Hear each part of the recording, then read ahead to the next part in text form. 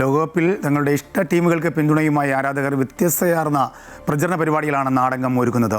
Eco friendly mega പതാകയുമായി കോഴിക്കോട് മുക്കത്തെ ഇരുവഴിഞ്ഞി പുഴയ്ക്ക് കുറുകെ ഒരുക്കിയ അർജീനിയൻ ആവേശം തരംഗമാകുകയാണ്.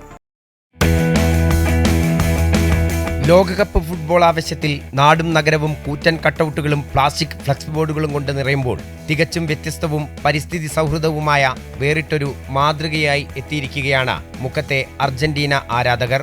തുണിയിൽ തീർത്ത അർജന്റീനയുടെ ഏറ്റവും വലിയ പതാകയാണ് വേറിട്ട കാഴ്ചയാകുന്നത്. അരീക്കോട് മുക്കം റോഡിലെ പാലത്തിന് സമീപം പ്രകൃതി ഭംഗി തുളുമ്പുന്ന ഇരുവഴിഞ്ഞിപ്പുഴയ്ക്ക് കുറുകെയാണ് ആരാധകർ ഈ ഭീമൻ പതാക കെട്ടിയുയർത്തിയത്.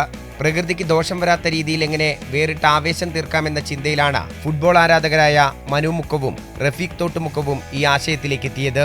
ഈ പരിസ്ഥിതി സൗഹൃദ ആശയം മുക്കത്തെ ജനങ്ങളും ഇരു കൈയും നീട്ടി സ്വീകരിച്ചു. മുക്കത്തെ ജ്വല്ലറിയായ ദിയ ഗോൾഡാണ് ഇതിന്റെ സാമ്പത്തിക ബാധ്യതകൾ ഏറ്റെടുത്ത് സ്പോൺസർ ചെയ്യാൻ മുന്നോട്ട് വന്നത്. തമിഴ്നാട്ടിലെ പ്രശസ്തമായ തിരുപ്പൂരിൽ നിന്നാണ് തുണി എത്തിച്ചത്. 60 മീറ്റർ നീളവും 6 മീറ്റർ വീതിയുമുള്ള കൂറ്റൻ പതാക ഒടുവിൽ തുന്നിയെടുത്തു.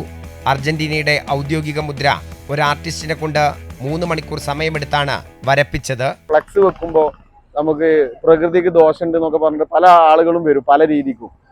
അപ്പോൾ ഇത് ക്ലോത്ത് തുണിയാണ്, ആർക്കും ഒരു ബുദ്ധിമുട്ടില്ല. അതൊരു പുഴയ്ക്ക് കുറുകെയാണ് കെട്ടിയത്, എയറിലാണ്, ബുദ്ധിമുട്ടൊന്നും ഇല്ലാത്ത രീതിയിലാവുന്നല്ലോ. അപ്പോൾ ആർക്കും ബുദ്ധിമുട്ടില്ലാതെ ചെയ്യണം എന്ന രീതിയിലാണ് നമ്മൾ ഇങ്ങനെ ഈ ഒരു കോൺസെപ്റ്റിലേക്ക് എത്തിയത്. ഏറെ മണിക്കൂർ നീണ്ട കഠിന പ്രയത്നത്തിലൊടുവിലാണ് ആരാധക കൂട്ടം പുഴയ്ക്ക് കുറുകെ പതാക സുരക്ഷിതമായി കെട്ടിയുയർത്തിയത്. ഈ ദൃശ്യം കാണാനും ചിത്രങ്ങൾ പകർത്താനുമായി നിരവധി ആളുകളാണ് മുക്കം പാലത്തിലേക്ക് എത്തിക്കൊണ്ടിരിക്കുന്നത്. അമൃത ന്യൂസ്, കോഴിക്കോട്.